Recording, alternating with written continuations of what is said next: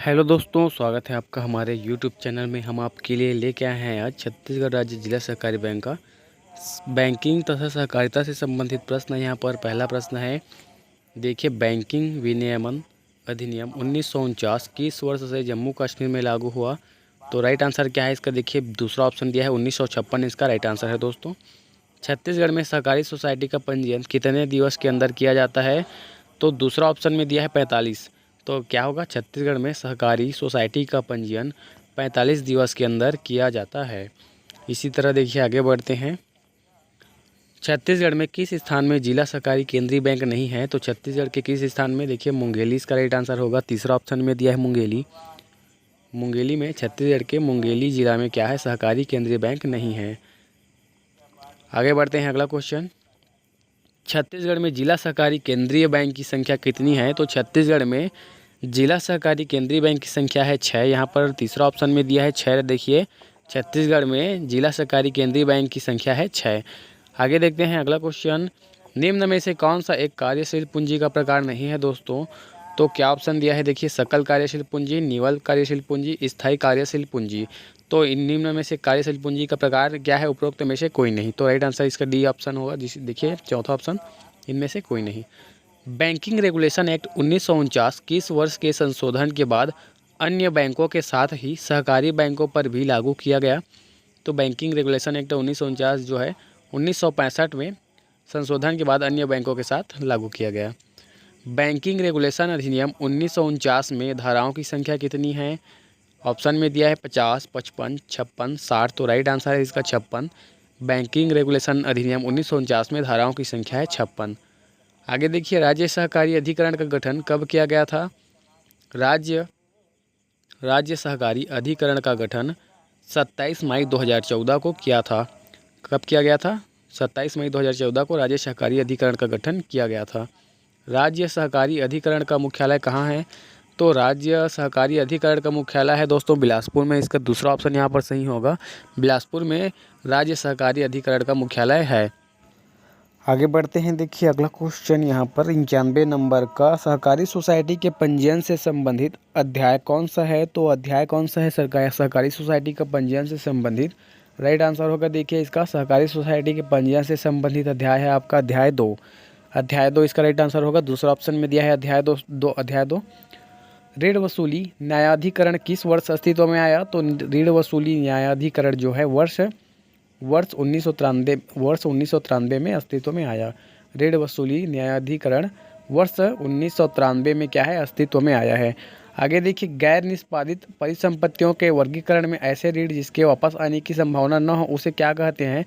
तो गैर निष्पादित परिसंपत्तियों के वर्गीकरण में ऐसे ऋण जिसके वापस आने की संभावना न हो उसे कहते हैं हानि संपत्ति। यहाँ पर तीसरा ऑप्शन में दिया है हानि संपत्ति। देखिए, राइट आंसर होगा, उसे हानि संपत्ति कहते हैं। किस वर्ष स्वयं सहायता समूह एसएचजी का फुल फॉर्म क्या होता है? Self help group. तो किस वर्ष स्वयं सहायता समूह के डिजिटलीकरण के उद्देश्य से ई शक्ति कार्यक्रम को लॉन्च किया गया था? तो 2015 में जो है लॉन्च किया गया था। ग्रामीण अवसंरचना विकास निधि RIDF किस वर्ष से प्रारंभ की गई है?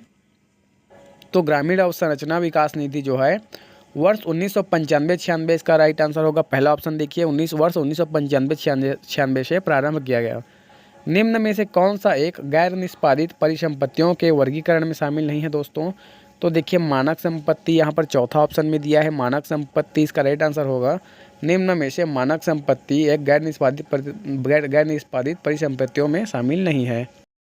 आगे बढ़ते हैं। देखिए, अगला क्वेश्चन की ओर आगे बढ़ते हैं दोस्तों। एक उपमानक संपत्ति में कितने माह से कम या बराबर अवधि के लिए NPA बनी हुई होती है? तो 9 माह इसका राइट आंसर होगा। क्या होगा? दूसरा ऑप्शन में दिया है 9 माह दोस्तों। 9 माह इसका राइट आंसर है। आगे देखिए, अगला क्वेश्चन, नाबार्ड किस प्रकार की संस्था है? तो आप सबको पता होगा नाबार्ड क्या है? सांविधिक संस्था है। यहाँ पर पहला ऑप्शन में दिया है सांविधिक। नाबार्ड सांविधिक संस्था है। आगे बढ़ते हैं अगले क्वेश्चन की ओर। देखिए, अगर आपको क्वेश्चन पसंद आ रहा होगा तो वीडियो को लाइक ज़रूर करेंगे। ग्रामीण क्षेत्रों में निवेश को प्रोत्साहित करने, व्यवसाय के अवसर पैदा करने के साथ साथ अपने प्राकृतिक संसाधनों के सतत उपयोग के हेतु ग्रामीण समुदाय को प्रोत्साहित करने के लिए प्राकृतिक संसाधन प्रबंधन पर अम्ब्रेला कार्यक्रम की शुरुआत कब हुई गई? कब की गई? तो 2007 में की गई, 2007 में की गई दोस्तों, याद रखिए। आगे देखिए अगला क्वेश्चन है, राष्ट्रीय कृषि ग्रामीण विकास बैंक अधिनियम किस वर्ष आया था? तो राइट आंसर होगा इसका 1981। दूसरा ऑप्शन में दिया है 1981। देखिए राष्ट्रीय कृषि ग्रामीण विकास बैंक अधिनियम वर्ष 1981 में आया था। गैर निष्पादित परिसंपत्ति से जुड़ी समिति कौन सी है दोस्तों? क्या होगा राइट आंसर? देखिए गैर निष्पादित परिसंपत्ति से जुड़ी समिति है नरसिम्हन समिति। यहाँ पर पहला नंबर का ऑप्शन सही होगा। गैर निष्पादित परिसंपत्ति से जुड़ी समिति है नरसिम्हन समिति। नाबार्ड द्वारा संचालित ई शक्ति योजना के अंतर्गत छत्तीसगढ़ के कितने जिले शामिल हैं? तो नाबार्ड द्वारा संचालित ई शक्ति योजना के अंतर्गत जो है छत्तीसगढ़ के 8 जिले शामिल है। यहाँ पर पहला ऑप्शन में दिया है 8 जिला, पहला ऑप्शन यहाँ पर सही होगा, 8 जिले शामिल है। एक संदिग्ध ऋण में कितने माह से कम या बराबर अवधि के लिए एनपीए बनी हुई होती है? तो एक संदिग्ध ऋण में 18 माह, एक संदिग्ध ऋण में 18 माह से कम या बराबर अवधि के लिए एनपीए बनी हुई होती है। आगे देखिए वर्तमान में नाबार्ड में आरबीआई की पूंजी का प्रतिशत कितना है? तो वर्तमान में नाबार्ड में आरबीआई की पूंजी का प्रतिशत है 1%। यहाँ पर पहला ऑप्शन में दिया है 1%, पहला ऑप्शन सही होगा। नाबार्ड में वर्तमान में नाबार्ड में आरबीआई की पूंजी का प्रतिशत है 1%। नाबार्ड द्वारा संचालित वाटरशेड, क्या नाबार्ड द्वारा संचालित वाटरशेड विकास योजना के अंतर्गत छत्तीसगढ़ के कितने जिले शामिल हैं? तो नाबार्ड द्वारा संचालित वाटरशेड विकास योजना के अंतर्गत छत्तीसगढ़ के 19 जिले शामिल हैं। यहाँ पर दूसरा ऑप्शन में दिया है 19 जिले। नाबार्ड के निदेशक बोर्ड में शामिल होंगे, तो क्या नाबार्ड के निदेशक बोर्ड में एक अध्यक्ष और 3 निदेशक शामिल होंगे? क्या होगा? एक अध्यक्ष और 3 निदेशक क्या है नाबार्ड के निदेशक बोर्ड में शामिल होंगे।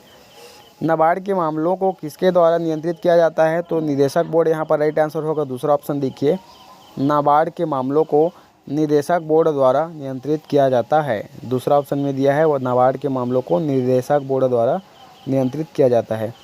सही सुमेलित कीजिए। देखिए पहला ऑप्शन में दिया है उपभोक्ता सोसाइटी, पहला ऑप्शन में क्या दिया है? पहला का डी होगा उपभोक्ता सोसाइटी का, धारा 2 का अच्छा, दूसरा का सी होगा और तीसरा का बी, चौथा का ए। यहाँ पर पहला ऑप्शन यहाँ पर सही होगा जी। आगे देखिए छत्तीसगढ़ सहकारी सोसाइटी अधिनियम 1960 की किस धारा, छत्तीसगढ़ सहकारी सोसाइटी अधिनियम 1960 के किस धारा में संपरीक्षा बोर्ड का वर्णन मिलता है? तो तीसरा ऑप्शन यहाँ पर सही होगा, धारा 58 का। छत्तीसगढ़ सहकारी सोसाइटी का इसका राइट आंसर है धारा 58 का। अगला देखिए 72 नंबर, सहकारी समिति के सदस्य कितने बैठकों में अनुपस्थित रहने के कारण पद से हटाए जा सकते हैं? तो सहकारी समिति के सदस्य जो है 3 बैठक, क्या 3 बैठकों में अनुपस्थित रहने से पद से हटाए जा सकते हैं। छत्तीसगढ़ सहकारी सोसाइटी अधिनियम 1960 के किस धारा में अल्पकालीन सहकारी साख संरचना सोसाइटी के प्रबंधन का वर्णन मिलता है? तो देखिए यहाँ पर दूसरा ऑप्शन में दिया है 57 का ख। यहाँ पर राइट आंसर क्या होगा? 57 ख जो है इसका राइट आंसर है। किसी सोसाइटी के पुनर्गठन के लिए पारित संकल्प को प्रभावशील बनाने के लिए किसके अनुमोदन की आवश्यकता होती है? तो किसी सोसाइटी के पुनर्गठन के लिए पारित संकल्प को प्रभावशील बनाने के लिए रजिस्ट्रार की अनुमोदन की आवश्यकता होती है। छत्तीसगढ़ सहकारी सोसाइटी अधिनियम 1960 के किस धारा में प्राथमिक कृषि सहकारी सोसाइटी की परिभाषा का उल्लेख किया गया है? तो राइट आंसर क्या होगा इसका? देखिए चौथा ऑप्शन में दिया है धारा 2 प 2, ठीक है, धारा 2 का प का जो 2 है इसका राइट आंसर होगा। छत्तीसगढ़ सहकारी सोसाइटी अधिनियम 1960 की धारा 20 किससे संबंधित है? तो राइट आंसर यहाँ पर पहला ऑप्शन होगा, छत्तीसगढ़ सहकारी सोसाइटी अधिनियम 1960 की धारा 20 जो है नाम मात्र का सदस्य से संबंधित है जी। छत्तीसगढ़ सहकारी सोसाइटी अधिनियम 1960 की धारा 19 ग के तहत किसी सदस्य को सोसाइटी से निष्कासित करने के लिए संकल्प की संसूचना कितने दिवस के भीतर अपील कर सकता है? तो चौथा ऑप्शन यहाँ पर सही होगा, 30 दिन के भीतर जो है अपील कर सकता है। अगला क्वेश्चन देखिए, यदि कोई व्यक्ति विशेष छात्रों के लिए गठित सोसाइटी में प्रवेश चाहते हैं तो उसकी अनुमति किसके द्वारा प्रदान की जाएगी? तो क्या होगा इसका? देखिए राज्य सरकार इसका राइट आंसर होगा दोस्तों। दूसरा ऑप्शन यहाँ पर सही होगा, राज्य सरकार द्वारा प्रदान की जाएगी, उसकी अनुमति जो है राज्य सरकार द्वारा प्रदान की जाएगी। अगला देखिए, छत्तीसगढ़ सहकारी सोसाइटी अधिनियम 1960 की किस धारा में मत के प्रयोग की रीति का वर्णन किया गया है? तो देखिए धारा 30, राइट आंसर क्या होगा इसका? धारा 30 में मत के प्रयोग की रीति का वर्णन किया गया है। धारा 23 है दोस्तों, धारा 23 याद रखिए, धारा 23। आगे देखिए, आगे बढ़ते हैं। अगला क्वेश्चन है, छत्तीसगढ़ सहकारी सोसाइटी अधिनियम 1960 का धारा के तहत 1960 के धारा के तहत किसी सदस्य को सोसाइटी के निष्कासित करने के लिए सम्मिलित में उपस्थित एवं मत देने वालों में आवश्यक सदस्यों की संख्या होनी चाहिए 3/4। यहाँ पर तीसरा ऑप्शन में दिया है 3/4। अगला देखिए, किसी सोसाइटी की रजिस्ट्रीकरण रद्द करने का आधार है, क्या है? यदि कोई सोसाइटी अपनी समस्त आस्तियाँ और दायित्व किसी अन्य सोसाइटी को हस्तांतरित कर देती है। दूसरा देखिए, किसी अन्य सोसाइटी के साथ समामिलन कर लेती हो, स्वयं को 2 या 2 से अधिक सोसाइटियों में विभाजित कर लेती है। तो तीनों कथन यहाँ पर क्या होगा? तीनों कथन इसका आधार है। 1, 2, 3 यहाँ पर तीनों कथन क्या है? आधार है।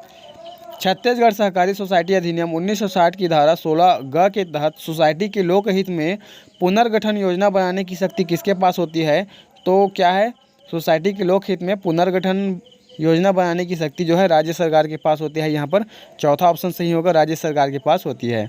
छत्तीसगढ़ सहकारी सोसाइटी अधिनियम 1960 की धारा 70 क के तहत सोसाइटी के परिसमापन के लिए समापक की नियुक्ति के पश्चात सोसाइटी के समस्त अधिकारी किसके नियंत्रण में कार्य करेंगे? तो समापक यहाँ पर राइट आंसर क्या होगा? समापक। सोसाइटी के समस्त अधिकारी जो है समापक के नियंत्रण में कार्य करेंगे। छत्तीसगढ़ सहकारी सोसाइटी अधिनियम 1960 के किस धारा में सहकारी बैंक के परिसमापन का उल्लेख है? तो छत्तीसगढ़ सहकारी सोसाइटी अधिनियम 1960 की धारा 69 क में सहकारी बैंक के परिसमापन का उल्लेख है। छत्तीसगढ़ सहकारी सोसाइटी अधिनियम 1960 की धारा 69 के अनुसार किसी सोसाइटी के परिसमापन के लिए उस सोसाइटी के कितने सदस्यों का आवेदन प्राप्त होना आवश्यक है? तो उस सोसाइटी के जो है 3/4, यहाँ पर दूसरा ऑप्शन सही होगा, 3/4 सदस्यों का आवेदन प्राप्त होना आवश्यक है। छत्तीसगढ़ सहकारी सोसाइटी अधिनियम 1960 की किस धारा के तहत सोसाइटी की पुस्तकों का निरीक्षण रजिस्ट्रार द्वारा किया जाता है? तो यहाँ पर क्या होगा राइट आंसर इसका? धारा 60 के तहत जो है सोसाइटी की पुस्तकों का निरीक्षण रजिस्ट्रार द्वारा किया जाता है। तीसरा ऑप्शन में दिया है धारा 60। अगला देखिए, सहकारी समिति की कार्यवृत्त पुस्तक किस भाषा में लिखी होनी चाहिए? तो सहकारी समिति की कार्यवृत्त पुस्तक जो है हिंदी भाषा में लिखी होनी चाहिए। पहला ऑप्शन दिया है हिंदी भाषा, पहला ऑप्शन सही होगा। वर्ष में कितनी बार सोसाइटी की लेखाओं का संपरीक्षा कराया जाना आवश्यक है? तो वर्ष में 1 बार, यहाँ पर पहला ऑप्शन में दिया है 1 बार, तो वर्ष में 1 बार सोसाइटी के लेखाओं का संपरीक्षा कराया जाना आवश्यक है। आगे देखिए, अगला क्वेश्चन, आगे बढ़ते हैं। छत्तीसगढ़ सहकारी सोसाइटी अधिनियम 1960 के किस अध्याय में संपरीक्षा का वर्णन मिलता है? तो छत्तीसगढ़ सहकारी सोसाइटी अधिनियम 1960 के अध्याय 6 में संपरीक्षा का वर्णन मिलता है। तीसरा ऑप्शन में दिया है 6। छत्तीसगढ़ सहकारी सोसाइटी अधिनियम 1960 के किस अध्याय में अल्पकालीन सहकारी साख संरचना सोसाइटी के प्रबंधन का वर्णन मिलता है? तो क्या होगा राइट आंसर इसका? दूसरा ऑप्शन देखिए, अध्याय 5 ख में अल्पकालीन सहकारी साख संरचना सोसाइटी के प्रबंधन का वर्णन मिलता है। दूसरा ऑप्शन यहाँ पर सही होगा। अगला देखिए, छत्तीसगढ़ सहकारी सोसाइटी अधिनियम 1960 की धारा 49 के अनुसार यदि कोई अधिकारी वार्षिक साधारण सम्मेलन बुलाने में असमर्थ होता है और वह उस सोसाइटी का कर्मचारी हो तो रजिस्ट्रार द्वारा उसे कितने रुपये का जुर्माना लगाया जा सकता है? तो यहाँ पर पहला ऑप्शन में दिया है 5000, सही आंसर होगा 5000 रुपये का। अगला देखिए, सेकंड लास्ट क्वेश्चन है आज का। छत्तीसगढ़ सहकारी सोसाइटी अधिनियम 1960 की धारा 49 के अनुसार प्रत्येक सोसाइटी वित्तीय वर्ष की समाप्ति के कितने माह के अंदर वार्षिक साधारण सम्मेलन बुलाएगी? तो क्या होगा राइट आंसर इसका? 6 माह के अंदर। बैंकिंग विनियमन अधिनियम 1949 की धारा 25 खाली स्थान से संबंधित है। तो बैंकिंग विनियमन अधिनियम 1949 की धारा 25 जो है भारत में संपत्ति से संबंधित है। दोस्तों यहाँ पर दूसरा ऑप्शन सही होगा, भारत में संपत्ति से संबंधित है। लास्ट क्वेश्चन है आज का। देखिए, बैंकिंग विनियमन अधिनियम 1949 की कौन सी धारा आम निवेशकों के निषेध से संबंधित है? तो राइट आंसर होगा इसका धारा 16। यहाँ पर दूसरा ऑप्शन में दिया है धारा 16, देखिए राइट आंसर होगा 16। बैंकिंग विनियमन अधिनियम 1949 की धारा 16 आम निवेशकों के निषेध से संबंधित है। दोस्तों तो आज के लिए इतना ही। चैनल को लाइक करें, सब्सक्राइब करें, बेल आइकन को दबा दें ताकि आपको हमारे नए वीडियो का अपडेट जल्द से जल्द मिलता रहे। तब तक के लिए धन्यवाद। जय हिंद, जय भारत।